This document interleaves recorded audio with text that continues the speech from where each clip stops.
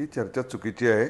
पहिलं म्हणजे माझी सगळ्या पत्रकार आपल्या सगळ्यांना विनंती आहे की एखाद्या बातमीची शहानिशा केल्याशिवाय आपण अशा प्रकारची बातमी चालू नये, माझी विनंती आहे.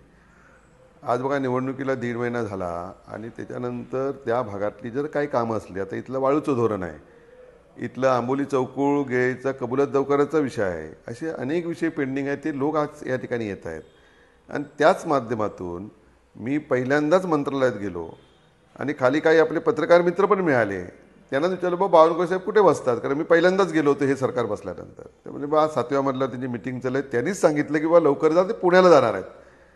आणि म्हणून त्यांना भेटलो, ह्या सगळ्या गोष्टीची चर्चा केली.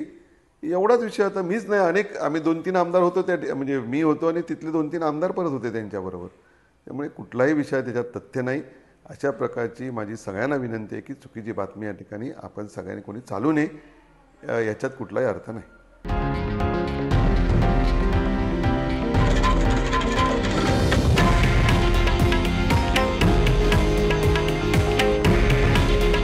हे आहे देशातील नंबर 1 न्यूज नेटवर्क आणि आपण पाहत आहात TV9 मराठी.